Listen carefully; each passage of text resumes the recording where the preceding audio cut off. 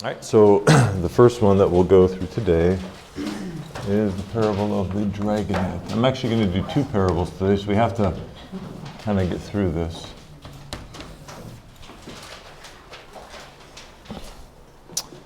All right, I'll be reading 47 to 50 as soon as those get passed in, and we'll get right into it.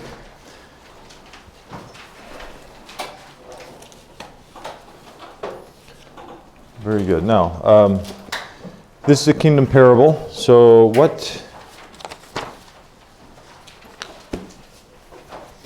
So the context is the same as what we've looked at. The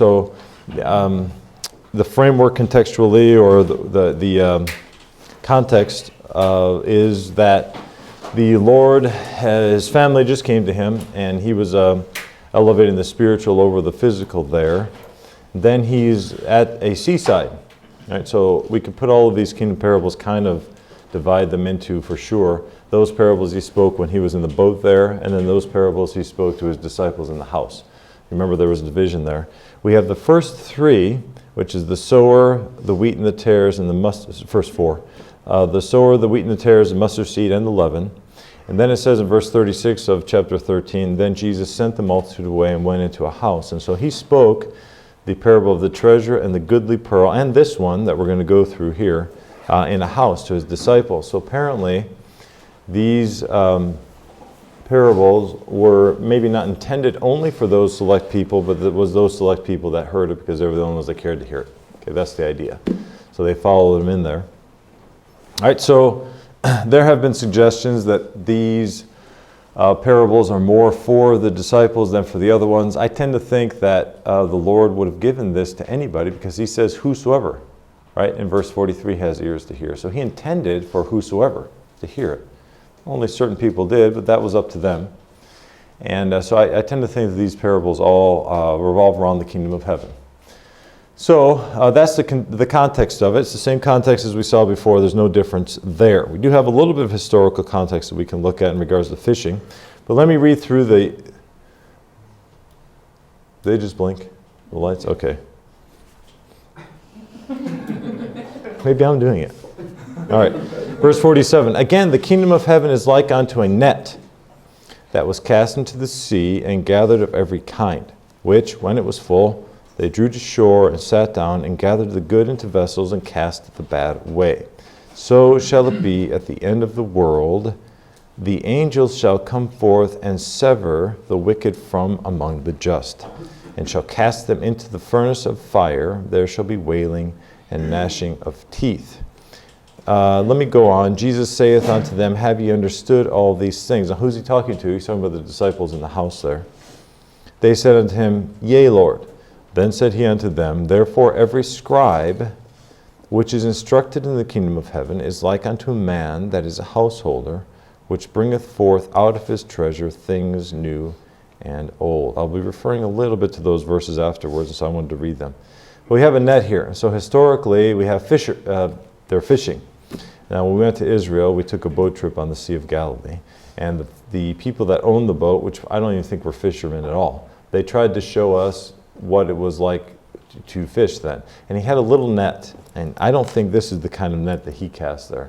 It was just a small one. It had a way to be able to pull that net back in. And so he'd just throw it out there, and then he would pull it back in. If it wasn't any good there, he would cast the net over here. So the idea of casting a net, that was the idea. But I think this drag net is probably a little bit different, because I think this was a bigger one, and so it would pull in everything that was in the water. And so the idea is just to everything. Good fish, bad fish, fish that were good to eat, fish that weren't good to eat, tires, seaweed, anything, okay? I wouldn't have tires back then. But if it was today, bottles, whatever it might be, I would just pull them all in. And so that's the idea. And he says the kingdom of heaven. Now, we looked at that a lot, and so I'm not going to really go over that again, but this is the same context there with the kingdom of heaven. So some people think, or it has been said, and I'm going to play off of this, that there's a word in the parable of the dragnet. Okay, so historically, let's go back. Historically, these people would have been familiar with fishing, I would think. He was by the Sea of Galilee. In fact, a lot of people think that probably this was Peter's mother-in-law's house, which was in Capernaum. They've unearthed that house, they believe, and I've been there and seen it. In fact, they've got I don't know if you call it a monument or something over the top of it. And so they've preserved the house underneath that they've unearthed, but they put this big monument on top. It's kind of like Soldier Field. You've got the old Soldier Field there, and then you've got this ridiculous saucer-looking thing in the middle of it. It was kind of like that. And so I think they hold services, the Catholic Church that did it, so I think it's actually a church maybe, and they hold services there. So you can go to a Catholic service over Peter's mother-in-law's house. We didn't, but you could have. So I've been there to see that this may be the house that they're talking about. Whether or not that's the case, I don't know. Maybe it's my cynical nature, but I really didn't take it. I took it kind of with a grain of salt as to whether it was or not. But at any rate, it was certainly somewhere close by there, and it wasn't Capernaum. So they're by the seaside. My point is that. And so he's talking about something very practical for them to understand. They're right there by the seaside. They've seen fishermen come in and out. It was probably the main trade of people and men in the area of Capernaum at that time. It was historically, it's pretty simple, pretty straightforward. They understood it. They knew that. And when he said dragnet, they knew what that was. Okay, so it helped them to see these things.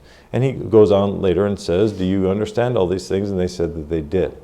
So in verse 47, once again, he says, "The kingdom of heaven is like unto." And so we talked about the division of the kingdom parables. So I guess just to reiterate, I won't put it there.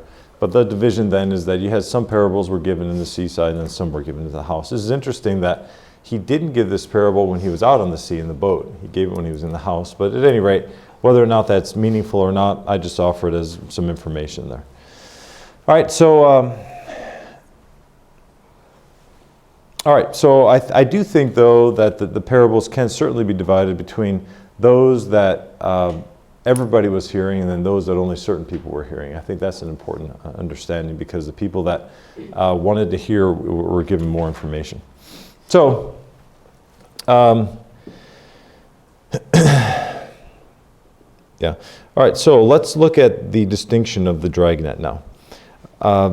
It says here, and I'm going to pull out a word in verse 48. Let me repeat then. We'll go to verse 47, and we'll start in our outline here. "Again, the kingdom of heaven is like unto a net that was cast into the sea and gathered of every kind, which, when it was full, they." So we're going to kind of go off of that and show some things. "But they drew to shore and sat down and gathered the good into the vessel, but cast the bad away."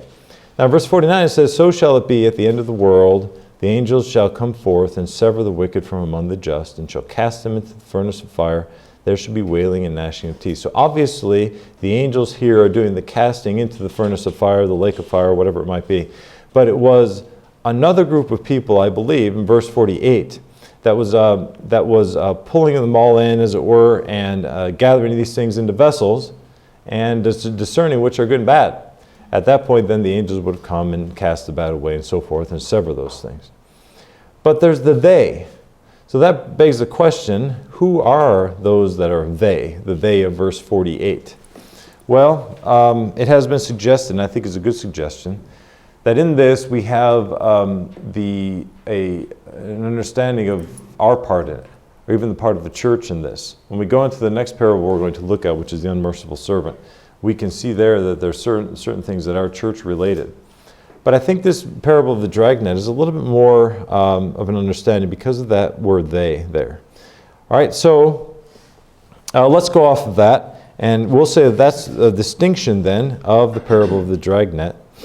So verse 49 there says that the angels, but it could be this angels could be the word messengers, which are also, it could be servants, right? Certainly the angels serve. So let's make that difference there and say that they drew to shore. So who are the ones that are, what are the they doing, if you will? Well, they're drawing to shore, that dragnet. They're doing the work of drawing that dragnet to shore. All right, so this is an illustration, I think, where we find people serving and having a part in all of this. So we're talking about the kingdom of heaven. We're talking about the promises given to Israel.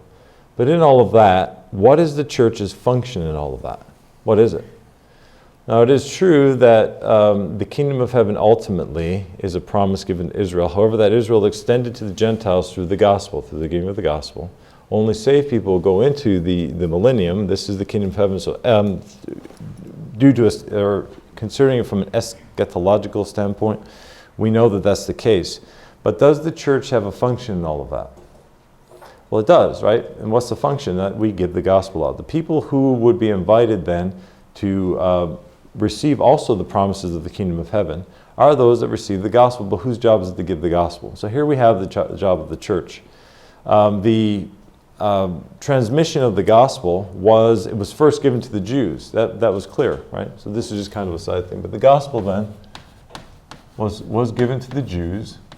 The Jews then were trying to transfer that to Jews and Gentiles, both, through the church.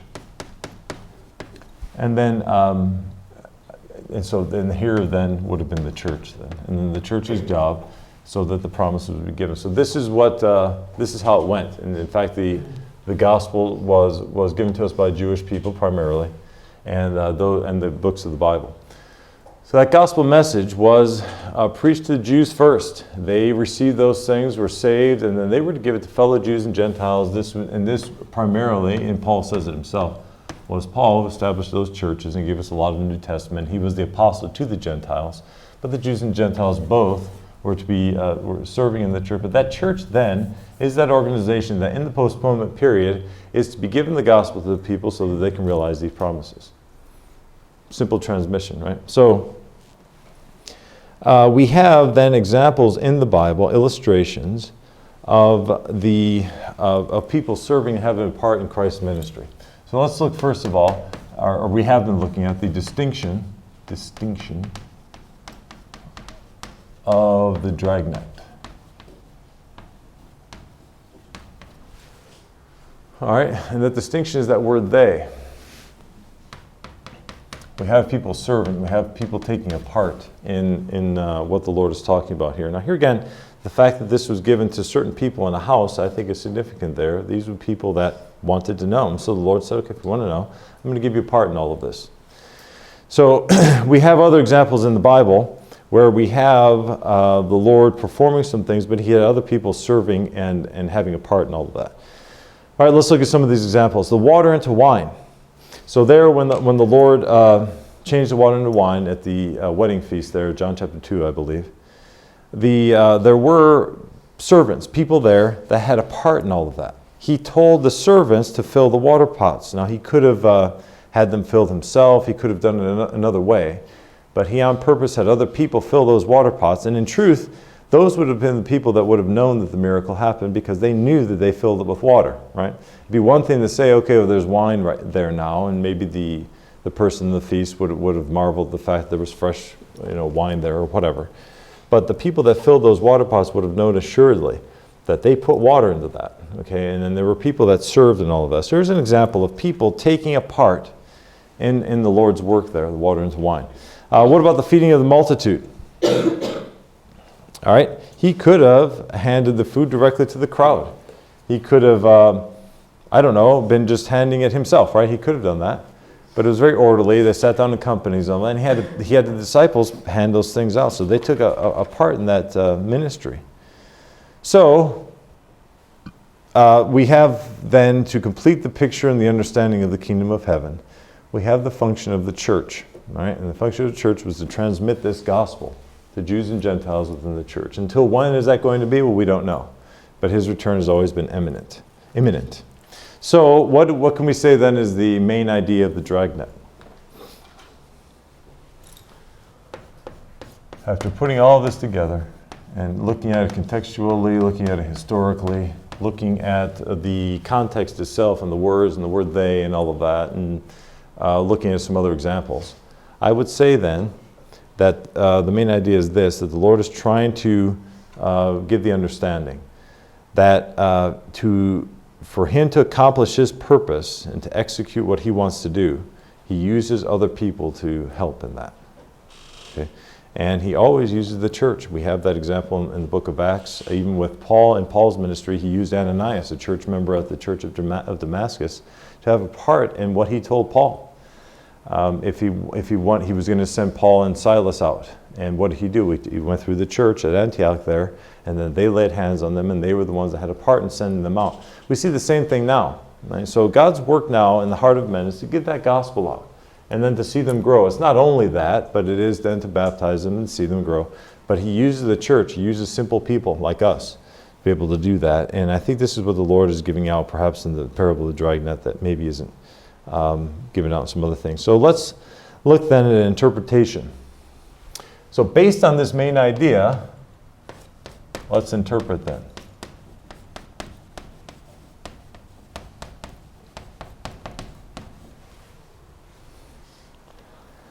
Okay, then having said all of these things, let's start to make parallels. If that's true, if this is what we're talking about here, and we understand the kingdom of heaven, we understand all of these things, then what would the net represent then? Here we have people casting that net out there. Even the people that cast it into the sea, those are people that would be serving and working with in the Lord's work there. Yes? The gospel. Okay, it could be the gospel maybe, right? So this is the idea. And when the Lord, that is the thing that's going to distinguish from those. But the idea that's thrown out there for everybody is a very close parallel with what the seed that was given out, which is God's word. Right? Yeah. What about the sea? I don't want to get too far off here, but we're going to stay on our main idea there. What about the sea? What would that represent? The world. The nations, everybody. Right? Yeah. I think that could be the case. The fishermen, and of course those would be the servants of the Lord, and then the fish that are enclosed in the net or anybody that would have listened to the gospel at all. So I think that we can make those parallels based on that main idea, and I think that's a pretty decent interpretation. So after all, didn't the Lord say, "Follow me and I will make you fishers of men"? And so I think maybe there's a direct parallel here. And maybe a lot of those disciples would have heard him say that. All right, so having said all of that, having looked at the main idea and the interpretation, let's make application now. Let's apply these things.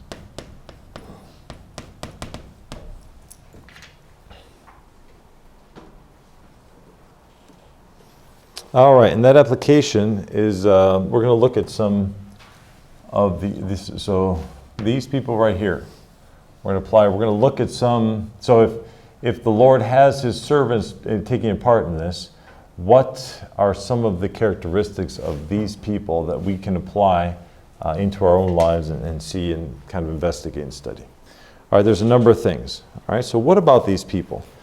Let me read it again. Which, when it was full, they drew to shore and sat down and gathered the good into vessels, but cast the bad away. So who are the they? I think the first thing that we can see is the inconspicuousness of the fishermen.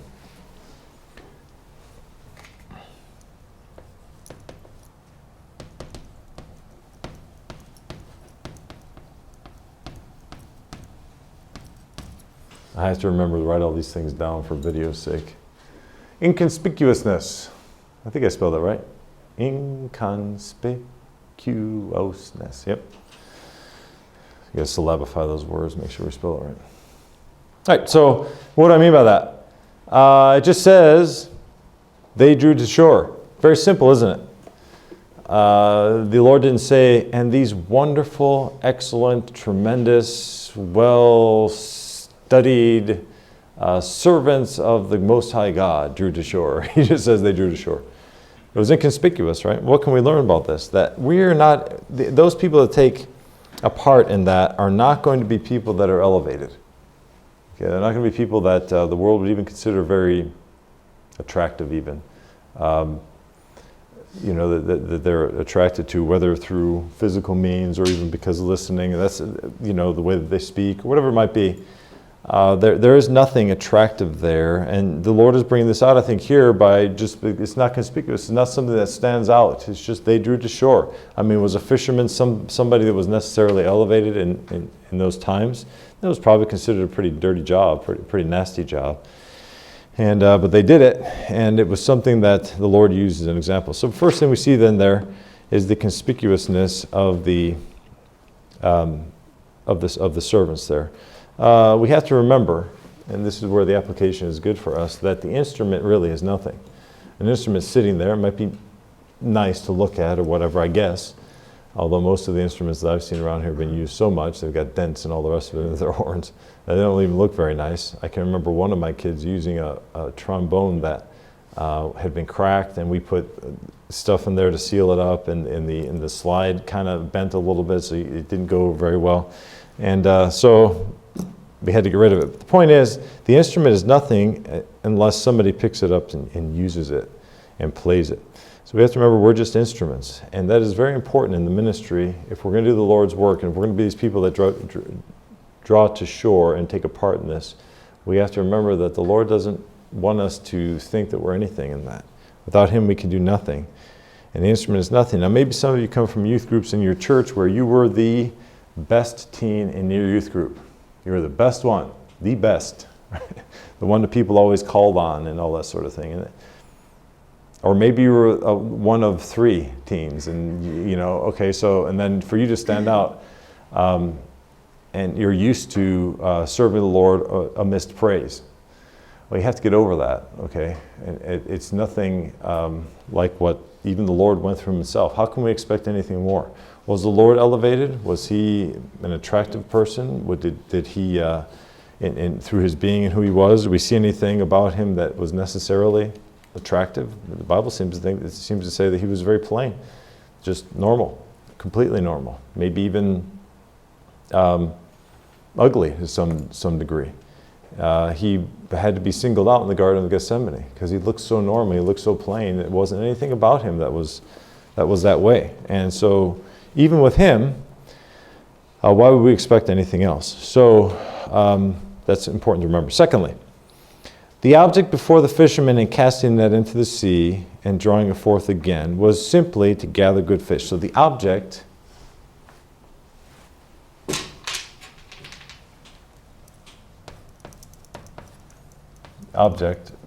or the goal, you could say, or the goal of the fishermen was real simple: good fish. What were they looking for?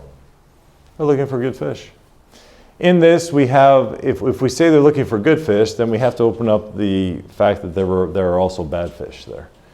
What would be the difference between the good and the bad fish? Well, I guess the type of fish they're looking for, there may be some fish that are not very, I don't know, for whatever, but there are bad fish and there are good fish. I'm not a fisherman. But they were looking for good fish. And a lot of times, now the deceptive thing about all of this is that a lot of times that doesn't show up until afterwards, until after you do the fishing and all this. So after the dragnet is pulled in and all of that, then you look there and you see which ones are good and which ones are bad. But they're looking for good fish, and that is the objective. Right? We're looking for that. And we have to search for it. The fishermen didn't sit back in their boat and then the fish just jumped into the boat and then they were able to, they had to do the work to get out there and get it. Okay? We see that too. And so we see that pattern kind of over and over again in the Bible. But the object is good fish. I think we apply that. We're looking for that. We're praying for that. That's what we're looking for, those that would bring forth fruit. Thirdly,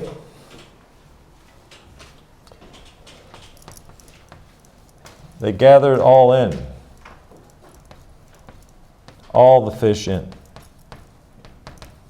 So in this understanding of gathering it all in, the church is to be a place where everybody is invited to come. Incidentally, that's the exact opposite of a cult. Okay, a cult is exclusive, right? A church is not to be that. We're to invite and bring everybody in. And so when people call even what we have here at your own church as a cult, that is actually is the very opposite, exact opposite of a cult. Okay, it is inviting everybody to come in. So how can you call a place a cult when you send people out there? We send vehicles out all the time to pick people, anybody up, to come to church. That is not at all a cult. Okay, it's exactly the opposite. But at any rate, people will say what they say. But we're to gather all the fish, and we're not to distinguish. What does this teach us? That it doesn't matter who they are. You cannot have any preconceived notions or prejudices when you minister to people. Okay, and this is what it teaches us. Any people, all people, any races, every kind, all of those are brought in. I think this is brought out here for sure. Number 4.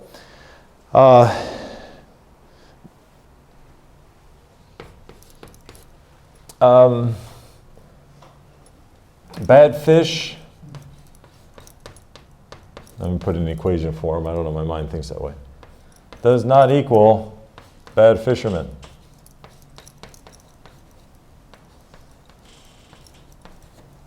Okay, does the Lord put the fact that these bad fish came in, is that the responsibility of the fishermen? It's not really, is it? You just pull them, you just gather them all in. That's what the fisherman was supposed to do. So there is no condemnation against a fisherman for doing a bad job because he brought bad fish in there. That's not our responsibility. Okay, it's not. We're just to bring them all in. So I think this is an important thing. We have to remember, and I say in the ministry, but it's really true for anybody. A lot of times people like to shun credit when good things happen, but then when bad things happen, you like to take responsibility. You know what I'm saying? It's like, well, we didn't have that. Okay, you ask anybody, preachers, anybody, pastors, if you ask them, how was your day on Sunday? What will they say? Almost inevitably, what will they say? We had, and they'll give you a number, won't they? They always do that. I've always heard that. Okay, so are they insinuating that if you didn't have a big number that it wasn't a good day?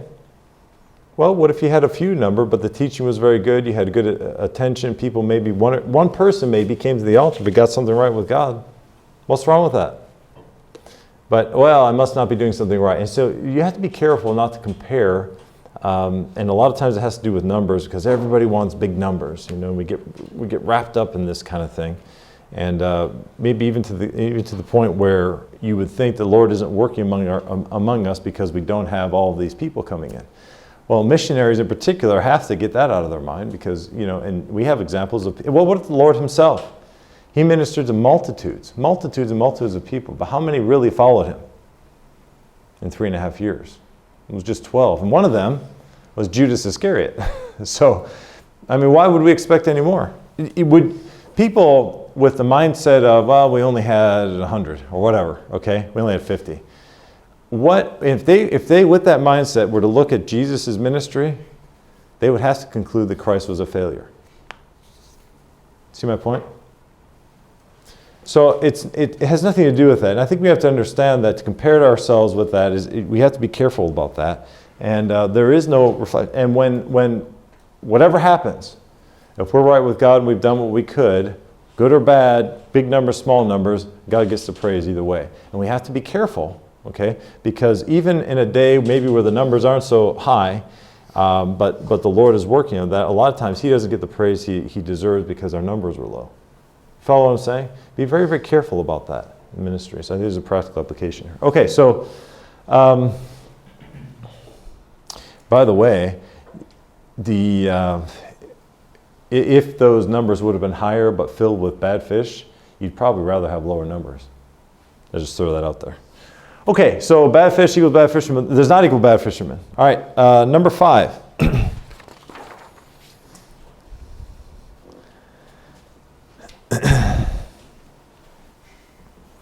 The fishermen, now this is true, although it is true that that the bad fish doesn't equal bad fishermen. However, it was the job, let's see, I guess I'll put E over here. It is true that the fisherman's job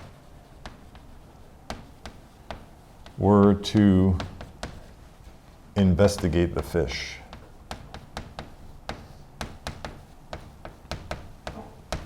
A lot of this is very, very church related. That although you just gather them all in, okay, it's kind of a funny thing. You are to distinguish and look at these things, but it's afterwards. Okay, so you just bring them all in, try to help them along, and that sort of thing. But there are people that are going to accept and be good people. There are people that are not going to be good people. Well, how do you know that? You know that after you pull them in and after they're there and you're looking at their life and that kind of thing. So you can imagine a fisherman sitting there. I think they even sat down. I think it says, yeah. They drew to shore and they sat down. What does that mean? Okay, we got work to do. Okay, and they sit down. They're looking at the fish. You can imagine. I don't know. I've never done it, but I assume that it's a pretty nasty job. If you've ever been to a fishery, it kind of stinks. All right, so if you go, we always go candy selling downtown, fish market downtown in Chicago, and that's got a smell to it, unlike anything else. But anyway, but it's a job to investigate. So this responsibility is put on the fishermen, and so they were supposed to investigate the fish. Now, how do you do that? What's a good way to do that? We have to look at their life, and what is many times a distinguishing factor is the preaching. That's what distinguishes a lot of times. So in your ministries, the preaching has to be direct. It has to be good preaching. It has to be biblical preaching, and it has to be direct, and no question about it. It has to be that kind of preaching, because that's what's going to distinguish. If the preaching isn't what it should be, then the discernment between good and bad fish is not what it's going to be, and you're going to have problems. So is it possible for bad fish, if you'll excuse the term, to be in your congregation and to be very, very difficult to discern? Yes. Why? Because the preaching isn't what it should be. On the other hand, if it is, if it's hard, fiery preaching, call it what you want to, that's going to distinguish between the two. So it's very, very important you have that. And if you need to bring people in to have that happen, then do it. Okay, that's fine. Don't be so prideful to think that. Do those things, there are evangelists and things that can help with that. But the idea is that the preaching be at a high level, and it be what it should be, and that's part of the investigation there.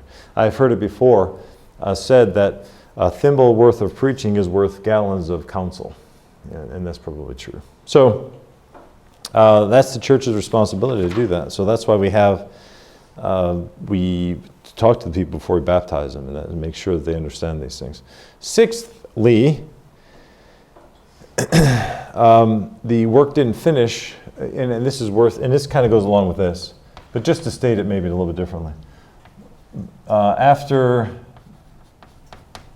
the draw, the work was not finished.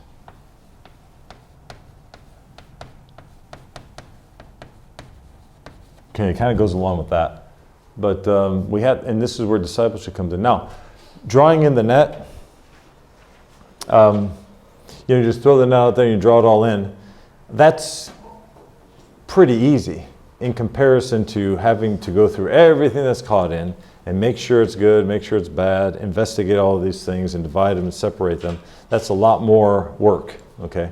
And so just like giving the gospel and bringing people in, yes, there's a certain amount of work in that, but discipleship and bringing them along and pleading with them and praying for them and teaching them and making sure they're taught properly and keeping a time where you go there and teach them, or whatever the case may be. Discipleship takes work and it takes time.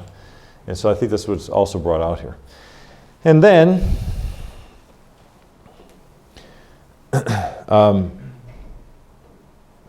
and I'll just bring this out in relation to, G, there's a corroboration with angels.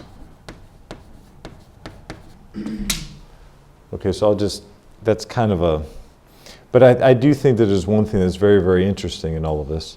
It does say, if you look at verse 48 and 49, it says, which when it was full, they drew to shore and sat down and gathered, it says, the good into vessels, but cast the bad away. So you have the good first, and then the bad. And then notice what verse 49 says, so shall it be at the end of the world, the angels shall come forth and sever the wicked from among the just. So the order is reversed. It's almost as if the church's job is to look for good, and then the angels come and they look for the bad ones to sever them. It kind of seems to be the case. I don't know if there's very much there in that thought, but maybe that would invoke in you a little bit of thinking and meditation on that. But I think nothing is in God's word by accident, and the fact that this order is reversed probably has something to do. I think it certainly does show that there's a job for both. But anyway, I just throw that out there. Okay, let's move on. Let's do the next parable is the unmerciful servant. Aha.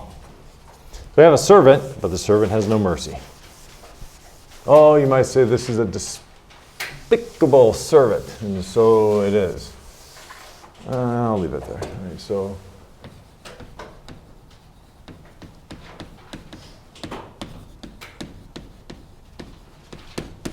all right, so let's go to Matthew 18, a few chapters over here.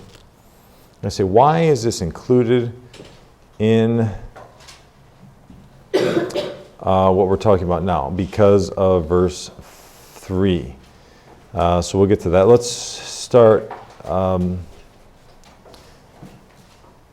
not 23. I'm sorry. So we'll start in 23.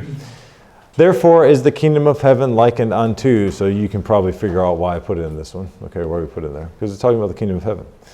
So it says, therefore is the kingdom of heaven likened unto a certain king, which would take account of his servants. Okay, so you have a king, he's taking account of his servants. This is already a king, so this would be talking about perhaps what the king would like his citizens to behave like. Okay, and when he had begun to reckon, one was brought unto him which owed him 10,000 talents. But for as much as he had not to pay, the Lord commanded him to be sold, and his wife and his children, and all that he had, and payment to be made. The servant therefore fell down and worshipped him, saying, Lord, have patience with me, and I will pay thee all. Then the Lord of that servant was moved with compassion, and loosed him, and forgave him the debt. That compassion made the difference there. But the same servant went out and found one of his fellow servants, which owed him 100 pence. And he laid hands on him, and took him by the throat, saying, Pay me that thou owest. And his fellow servant, and there's no compassion there, is there? And the fellow servant fell down at his feet and besought him, saying, Have patience with me, and I will pay thee all. And he would not. There's a total lack of compassion. But went and cast him into prison till he should pay the debt. By the way, did he owe that man compassion? I think he certainly would. He owed it to him. Did the king owe the other servant compassion? No, the king really had no responsibility that way, but he did. So when his fellow servants saw what was done, they were very sorry, and came and told unto their Lord all that was done. When his Lord, after that he had called him, said unto him, O thou wicked servant, I forgave thee all that debt, because thou desirest me. Shouldest not thou also have had compassion on thy fellow servant, even as I had pity on thee? And his Lord was wroth, and delivered him to the tormentors. That's interesting. Till he should pay all that was due unto him. So likewise shall my heavenly Father do also unto you, if ye from your hearts forgive not every one his brother their trespasses. Okay, so let's talk about the framework then. The context there we see is the kingdom of heaven. And this is how to deal with trespasses in the kingdom. This is what it's talking about. Contextually, before this time, we see a church discipline, verse 15 to 22. So this is dealing, or it could be certainly verses 15 to 22 is church related. That is clear from verse 17. So here it's dealing with discipline in the church. And if you neglect to hear them, tell it unto the church. So this pattern of offenses between members or people in the church is to be done that way, or the way it says here. Go to him, then go to him with somebody else, and then tell it to the church. So that's certainly church related. And so in verse 17, I read that. Now, I think some of the things that are in looking at it contextually, in this idea of forgiving and this idea of church discipline in the church, I think there are some distinguishing things. So let's look first of all in the context. We have church discipline. What in the world? Church discipline. All right, so we have a pattern that is supposed to be done, but I think some distinguishing things about this discipline that we don't see maybe in some other organizations is that, first of all, the responsibility for reconciliation between people in the church is on the one that has been offended. That's very, very significant. Okay, so if there's an offense now in the worldly philosophy, the idea is that it's the job of the person that offended to come to the person that has been offended, right? So let's say person A lies to person B. The world thinks and person B thinks, I'm not going to know that person. They need to come to me and grovel before me and beg for my forgiveness. That's the idea. But the Lord's way is just the opposite, is that the person that's being lied to is to go to the person that has lied. And I think that's very important because it cancels out manipulation, cancels out bitterness. Okay, it helps. So what the Lord is saying is that if the person that's been offended doesn't do this, then they're going to become bitter. They're going to begin to manipulate the situation and have leverage against this other person until they get it right.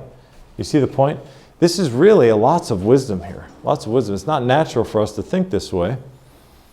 But in offenses in the church, it is the person that has been offended that needs to get that right, because they're the ones that are going to be bitter. So, also it keeps somebody from accusing somebody falsely. Because if you knew you had to actually go and confront that person personally, you'd think twice about accusing somebody falsely. You see the wisdom in all of that? So I think that's an important thing there. So we're looking at contextually, we're looking at some things regarding this. And then, what is another thing that's different about person A that did the lying?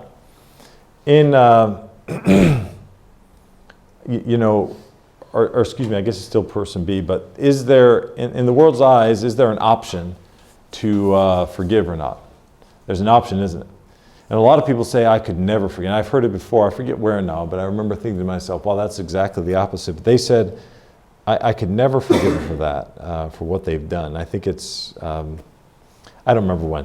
But the idea is that the person that's been offended has the right to forgive or not to forgive. Right? They can do that.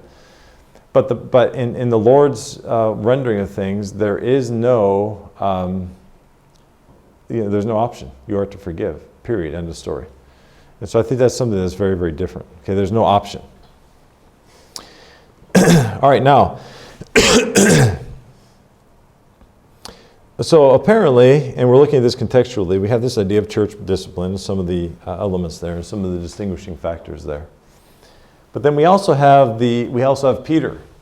So I don't know if maybe Peter's offense,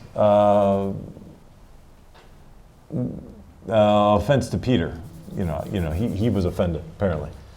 Offense to Peter. All right, so we have in verse 21 Peter saying something.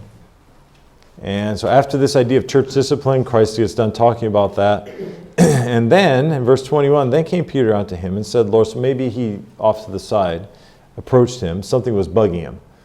And he came to him and he said, Lord, how oft shall my brother sin against me, and I forgive him? Till 7 times? And Jesus saith unto him, I say not unto thee until 7 times 7, but until 70 times 7. Then he goes on and gives this parable. So you see, this is what introduced it. It was really Peter's question. But Peter's question came because of the idea of church discipline. So don't you think that maybe there was somebody that Peter had in his life that was offending him repeatedly? And he's wondering how many times he should forgive him. Maybe so. Okay, probably he thought about something. So that's why we call it the offense to Peter.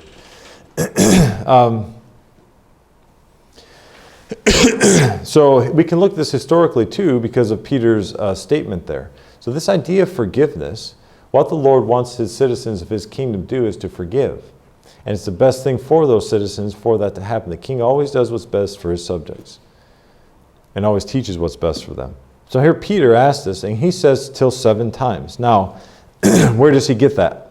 Where does he get the 7 times from? Excuse me. Well, historically, Levitical law said 4 times, right? Or 3 times. And even Peter, I think in another place, said even 4 times. So that was even more. And so Levitical law had a certain number of times that you could forgive somebody by law. Right? And after that time, we were not to do so. Where did he get the 7 times from? I think Proverbs 24:16.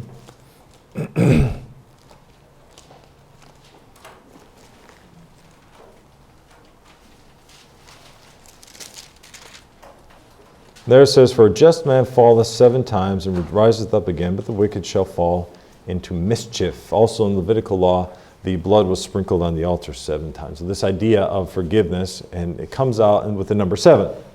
All right, so maybe Peter, making reference to those things and historically what they saw in the temple and what he saw in the book of Proverbs, mentions the idea of 7 times.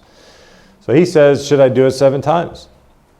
And the Lord said, not 7 times, but 70 times 7. And then he gives the parable of the merciful servant, unmerciful servant. So we have historically, has a lot to do with forgiveness in the Old Testament and what the Jews were to have done. But then we looked at contextually in the idea of church discipline and forgiveness. But this is a parable of the kingdom of heaven. So the Lord then gives the parable of the unmerciful servant, couched in the idea of church discipline and in the idea of forgiveness in the Old Testament. So let's begin then. So we'll look at interpretation then. So what's the main idea? All right, so that's the context there. This is some of the historical context then.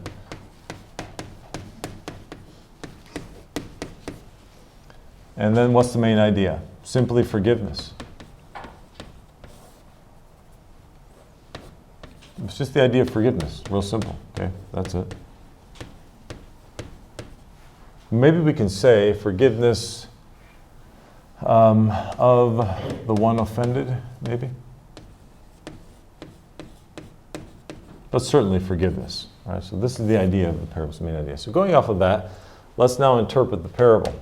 So we have a man who owed interpretation. So we have a man that owed a lot. Now, if we were to convert this to dollars, it says that there was, begin to reckon, so brought him, showed him 10,000 talents. That's about, I've heard say that a talent is about, let's see, what would it be? It owed him 10,000 talents. That equates to about $10 million. That's $10 million, all right, of our dollars. There are some people that probably pay that, but I don't think a servant would be able to. And so it's $10 million he had to pay. The ruler, okay, what did the person that owed him ask for? He asked for time to pay it. But the king went above and beyond that. He could have just said, okay, I'll give you a year, 2 years, even 10 years. He could have said that and been just. He could have given him no time at all and been just. So you see how the Lord kicks it up a notch, and he forgives him absolutely everything. No, not even one penny was owed him anymore. This is the Lord's pattern. What is the golden rule? I'm giving you an example of the Lord stepping it up. What's the golden rule? Do unto others like you would have them do unto you. Yeah, do unto others you have done unto you. What did Jesus say? Do unto others as I have done unto you. You see how he steps it up?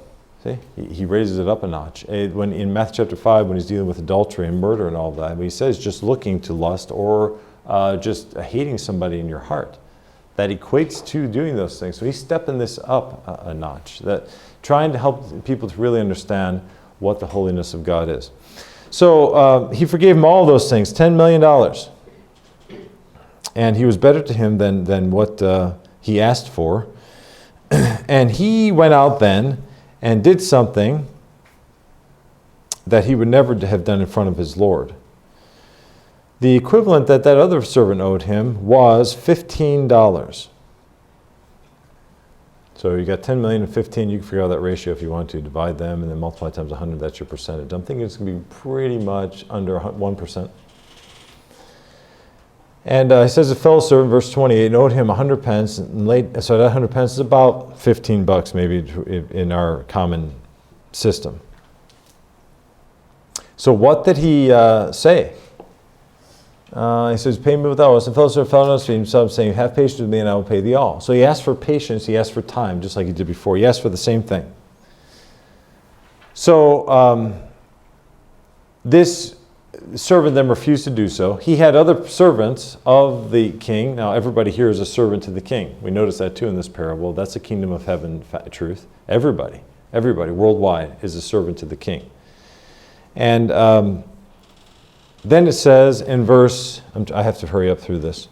So likewise, it says there. Okay, so let me back up a little bit. Anyway, you know the idea. He refused to forgive him. Lack of compassion there. The king reminds him in verse 32 that I forgave you everything just because you desired it. But you know the truth is, you really didn't even ask for that. But the king knew in his heart what he really desired. And he gave him the desires of his heart, even further beyond what he asked for. Then he says, you should have had compassion on thy fellow servant. And it says then that the Lord was wroth, so he was angry, and he delivered him unto the tormentors, he should pay all that was due unto him. Is this supposed to be over right now? 8:30 or 8:35? 35. Okay, I got time. Then it says, delivered him to the tormentors, that he should pay all that was due unto him. All right, so then it says, so likewise, in verse 35, so likewise shall my heavenly Father do also unto you. And so here, finally in verse 35, he answers Peter's question. Now, let's apply it now. All right, let's just make application of this. So we've looked at the interpretation, now let's apply it. Application.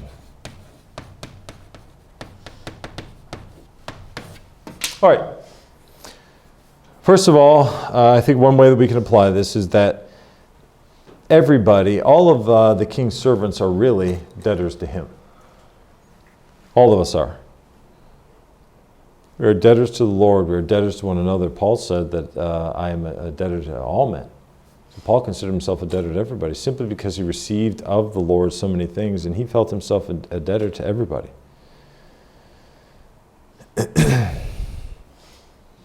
Okay? Now, when do we realize this?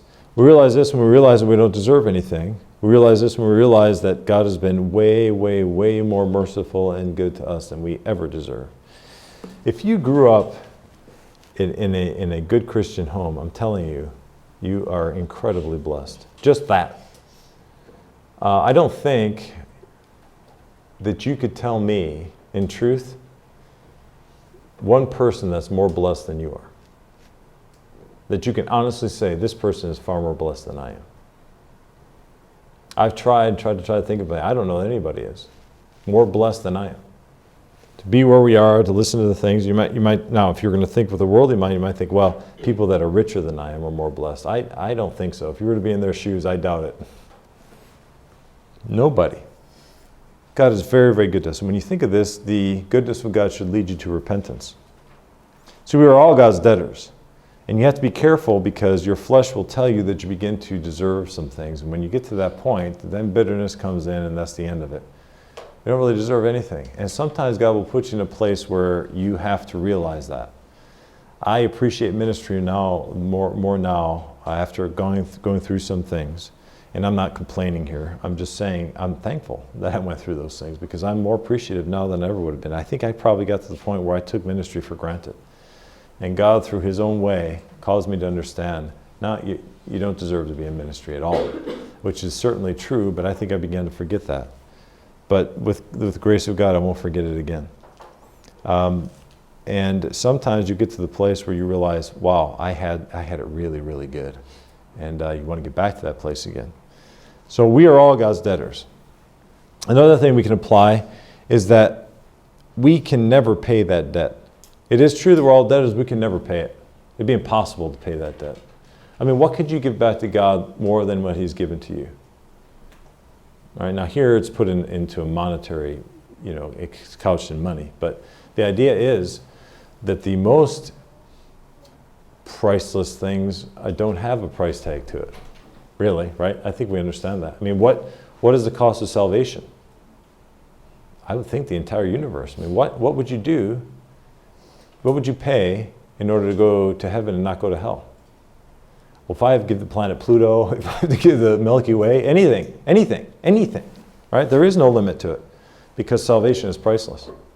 The life of, your walk with God, that's priceless. There is no cost to that. You can't put a price tag on it. The most priceless things are free. So, we cannot pay for anything like that. But and then God is willing to forgive all of our debts. I think that's another thing we can apply. He is willing. He is willing simply because he wills to do it. There's no other reason. He just wills to do it, to forgive all of our debts. And then, so let's conclude then. If we don't forgive, and I think this is going back to Peter, which is couched, remember, in church discipline, so I think this is applicable to the church. So likewise shall my heavenly Father do also unto you. To who? Anybody who refuses to forgive. If ye from your hearts, now he's stepping it up. You can't just say, okay, fine, I forgive you. You have to do it from your heart. You have to release it completely. Not everyone, his brother, every trespass. There is no option. There is absolutely zero, nothing else. It is complete and total. And if not, you'll be delivered unto the tormentors. Now, who are these tormentors? Well, I think if we go back to the church discipline, if that's the case, what does he say to people who refuse to get right?